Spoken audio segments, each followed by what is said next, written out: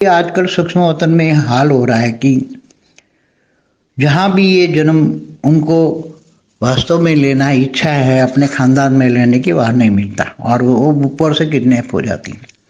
पहले भी कई बार होता था कि आत्माएं अपनी इच्छा के हिसाब से खानदान में जन्म लेना, हर कोई आत्माएं अंतमति सुगति आत्माएं जब शरीर छोड़ती हैं तो उसका होता है कि मैं अपने ही खानदान में जन्म लूंगा। तो इंतजार करती हैं, काफी इंतजार करती रहती हैं आत्माएं। मगर क्या होता है कि पहले तो कर्म बंधन के हिसाब से उनको जन्म मिलता था, उसका कर्म बंधन दूसरी जगह कहीं और है। तो सूक्ष्म जगत में जो कंट्रोल मतलब वहाँ इंस्पिरेशन देकर बताने वाली आत्मा है कि तुम्हें यहाँ जन्म लेना है, यहाँ जन्म लेना है, तो भी वो नहीं लेती थी कभी कभी आत्माएं। तो वो आत्माएं फिर बैठी रहती थी घर के आसपास, कोई पेड़ हो तो पेड़ पे बैठी रहेगी हजारों साल, इंतजार करेगी मैं यहाँ लूँ अपने घर में खानदान में जन्म लूँ। ये आस पास भटकती रहती थी, मगर तो उसमें हजारों साल हो जाते थे। ऐसे कई आत्माएं भटकती रहीं अपने खानदान में पुनर्में जन्म के आने के लिए, मगर नहीं मिलते।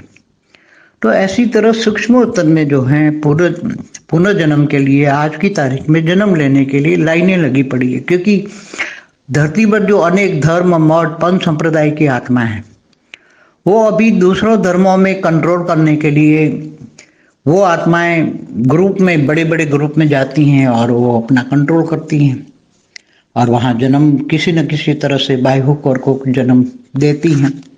आज की तारीख में तो यही है, मगर पहले हजारों आत्माएं अपने इच्छा से जन्म लेने के लिए वहाँ बैठी रहती थी घर में, उसके खानदान के घर में, मगर वहाँ नहीं मिलता था।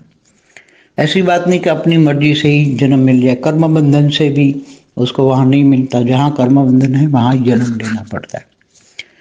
इसलिए कर्म बंधन का एक पहले तो नियम था, मगर अभी तो कर्म बंधन का भी नहीं है, क्योंकि धरती पर अनेक धर्म मठ पंथ संप्रदाय की जो आत्मा इतनी बेहिसाब सूक्ष्म जगत में आत्माएं हैं, तो जो आत्माएं ज्यादा हैं वो जहाँ भी जन्म लेने वाली आत्माएं हैं वहाँ जबरदस्ती वो गुजा के वहाँ जो बैठी हुई आत्मा है उनको भगा देती है या अपने कंट्रोल में कर लेती हैं और वहाँ फिर वो आत्माएं वहाँ उसी घर में जन्म ले लेती हैं।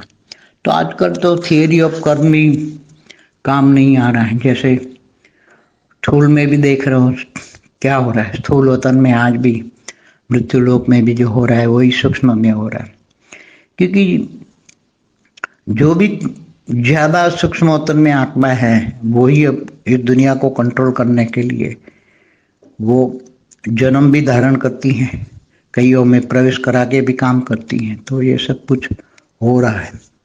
इसलिए पहले जो थियरी ऑफ कर्म के हिसाब से काम होता था जन्म मरण में, वो थियरी अब कर्म के हिसाब से लेते थे, क्योंकि कारण शरीर में सब कर्मों का हिसाब किताब रिकॉर्ड है।